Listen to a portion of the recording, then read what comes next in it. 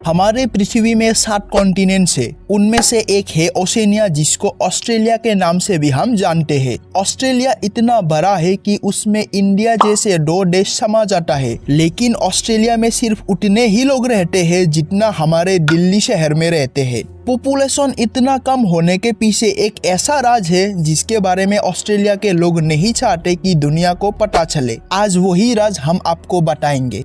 नमस्कार आप सभी का, मेरा नाम है पल्लव। तो आइए आज का वीडियो शुरू करते हैं। ऑस्ट्रेलिया, ये नाम सुनते ही आपके मन में क्या आता है? 19 नवंबर,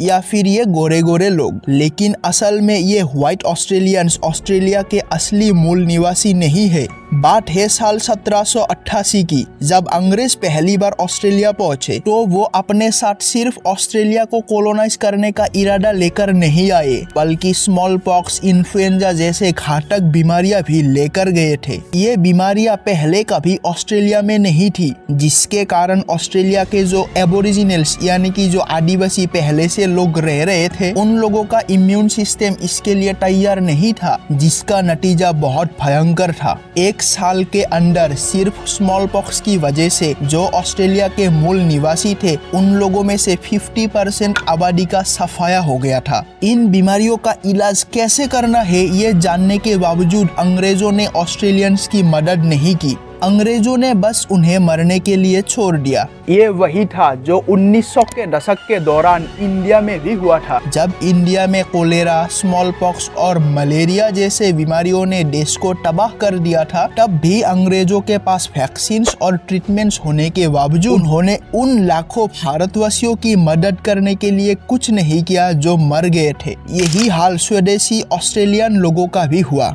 ये लोग ऑस्ट्रेलिया के असली मूल निवासी थे, एबोरिजिनल्स और टोरेस स्ट्रेट आइलैंडर्स। ये एबोरिजिनल्स और टोरेस स्ट्रेट आइलैंडर्स ऑस्ट्रेलिया के सबसे पुरानी मूल निवासी है। ये लोग हजारों सालों से इस जमीन पर रह रहे हैं। इनकी कल्चर और परंपरा दुनिया की सबसे पुरानी जिंदा संस्कृतियों में से एक मानी जाती है। आदिवासी समुदाय ऑस्ट्रेलिया के हर कोने में बसते थे और इनकी पहचान अलग अलग जनजातियों में बटी हुई थी। इनका जीवन प्रकृति से जुड़ा था और ये लोग प्राकृतिक संसाधनों के सहारे अपना जीवन यापन करते थे। लेकिन जब ब्रिटिशर्स ने उनकी जमीन पर कब्जा करना शुरू किया तो उन्होंने बड़े बड़े इलाके घेरना शुरू कर दिया, जिससे आदिवासी लोगों के लिए शिकार करना, साफ पानी तक पहुंचना और भोजन इकट्ठा करना बहुत मुश्किल हो गया। ब्रिटिशर्स ने उन्हें उनकी ही जमीन पर मजदूरी करने के लिए मजबूर किया और इंडिजिनस लोगों की महिलाओं और बच्चों के साथ भयंकर अत्याचार किया। गर्भवती महिलाओं को काम करने के लिए मजबूर किया गया और कई महिलाओं को खतरनाक पानी में मोती इकट्ठा करने के लिए भेजा, जिससे उनकी और उनके अजन्मे बच्चों की जान जोखिम में पड़ गई और बहुत लोगों की ऐसे मृत्यु भी हो गई। सन 1795 तक ऑस्ट्रेलिया के लोगों का सब्र टूट चुका था।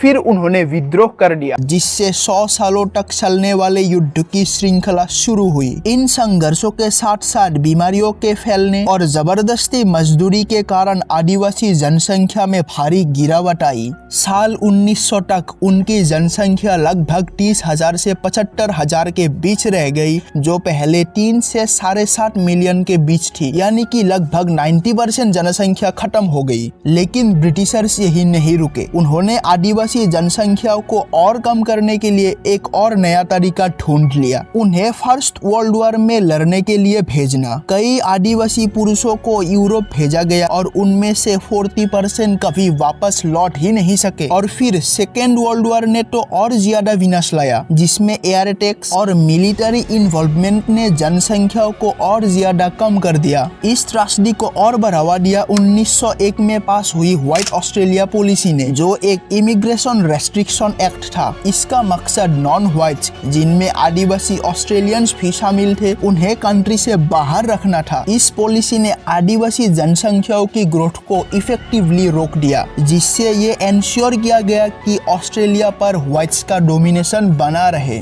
आज ऑस्ट्रेलिया में लगभग 26 मिलियन लोग रहते हैं, लेकिन इनमें से सिर्फ 3.8% लगभग 1 मिलियन ही आदिवासी है और बाकी के लोग ये जो ब्रिटिशर्स है उन लोगों का ही डिसेंडेंट। ये जनसंख्या एक नॉर्मल इंडियन टाउन की पॉपुलेशन से भी कम है। ऑस्ट्रेलिया के विशाल भूभाग का अधिकांश हिस्सा अब भी निर्जन है, जबकि अधिकांश आबादी सिर्फ कुछ ही शहरों में बसते हैं। तो बढ़ती जनसंख्याओं के बावजूद ऑस्ट्रेलिया का 95% हिस्सा अब भी खाली आखिर क्यों है? इसका जवाब इसकी हार्श जियोग्राफी और क्लाइमेट में छुपा है। ऑस्ट्रेलिया में विशाल रेगिस्तान, सॉल्टी रिवर्स और साइक्लोन प्रोन एरिया है। ऑस्ट्रेलिया का साउदर्न पार्ट ठंडा है, ग्रीन एरिया बहुत कम है और पहाड़ों की कमी के कारण यहाँ बहुत कम बारिश होती है। यही वजह है कि ऑस्ट्रेलिया का 70% हिस्सा रेगिस्तान है, जो ह्यूमन हैबिटेशन के लिए अनसुइटेबल है। सेंट्रल लोलैंड्स में मिट्टी और पत्थर नेचुरल सैलिनिटी में हाई होते हैं, जिसकी वजह से पानी खारा हो जाता है और खेती या पीने के लिए लायक नहीं होता। ईस्टर्न हाईलैंड्स जो ज्यादा रहने लायक है, वहाँ भी फ्लड्स और एक्सट्रीम वेदर के कारण जीवन मुश्किल हो जाता है। तो ऑस्ट्रेलिया के कोलोनाइजेशन का इतिहास उसकी हार्श जियोग्राफी और क्लाइमेट के साथ इस जगह को ह्यूमन सर्वाइवल के लिए एक चैलेंजिंग जगह बना देता है। आज भी ज्यादातर पॉपुलेशन सिर्फ कुछ एरियाज में ही कॉन्सेंट्रेटेड है, जबकि बाकी देश का पूरा हिस्सा खाली पड़ा है। आज के वीडियो में हमने कवर किया कैसे ब्रिटिशर्स ने ऑस्ट्रेलिया पर राज जमाया और उन ब्रिटिशर्स की वजह से ऑस्ट्रेलिया का पॉपुलेशन कम हो गया और हार्श जियोग्राफी के कारण सिर्फ कुछ ही एरियाज में ऑस्ट्रेलिया के लोग निवास करते हैं। तो आज के वीडियो के लिए बस इतना ही। अगर वीडियो अच्छा लगा हो तो कमेंट कर दीजिए, अगर कुछ गलती हुआ हो तो वो भी बता दीजिए और ऐसे ही वीडियोस देखने के लिए चैनल को सब्सक्राइब कर दे। धन्यवाद।